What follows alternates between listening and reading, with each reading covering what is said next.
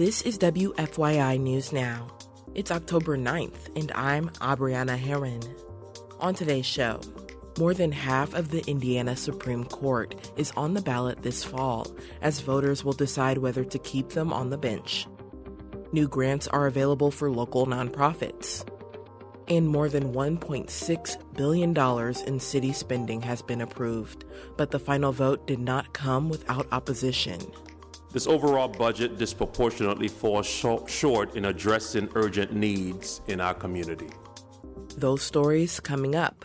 But first, members of the Indianapolis Jewish community gathered Monday night to commemorate the October 7th attack on Israel by Hamas militants. As WFYI's Ben Thorpe reports, the event was attended by Governor Eric Holcomb. Last year, the attack on Israel left over 1,200 people dead and 250 hostages.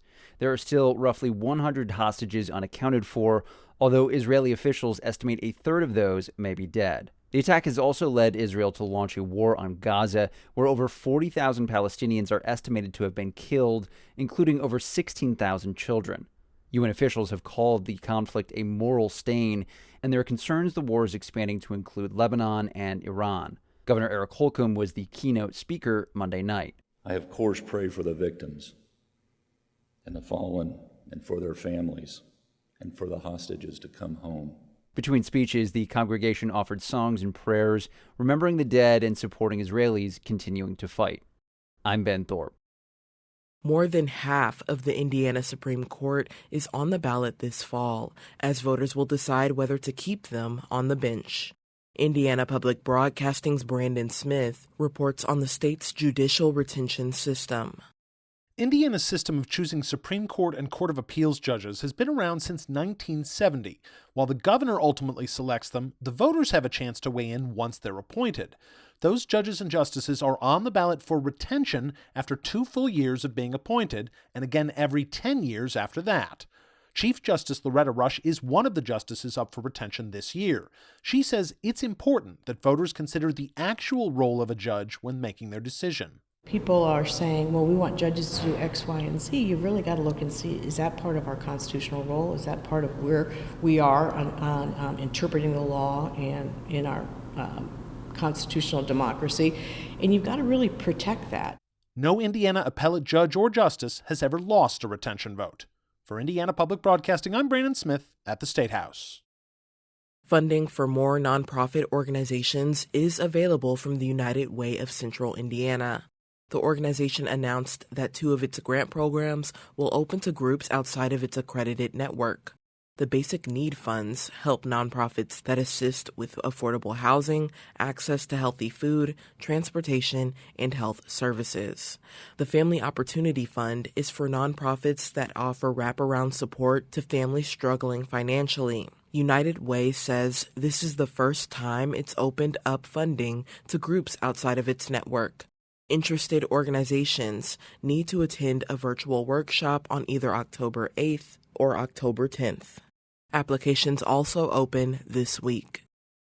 And for our final story today, more than $1.6 billion in city spending was approved by the Indianapolis City-County Council Monday night. The final vote did not come without opposition. The 2025 city budget proposal passed with a vote of 16-9. Democrat Councilor Carlos Perkins voted against the proposal and says residents need more help. This overall budget disproportionately falls short in addressing urgent needs in our community. Councilors mentioned a lack of investment in issues including housing, urban forests, and the arts. All 6 Republican councilors voted no on the budget and said more needed to be spent on city infrastructure. Josh Bain has supported previous budgets. And I just think at this point, maybe it's time to try something new. Maybe we need to show that we are not okay with this budget. More than $200 million is set aside for infrastructure investment. About 40% is allocated to public safety. Final budget votes also approved spending for city corporations, including Indigo, the public library, and the airport. That's all for today's episode of WFYI News Now. Our podcast is produced by Drew Daudelin, with support from the news team at WFYI and public media journalists across the state. Our news director is Sarah Neal-Estes.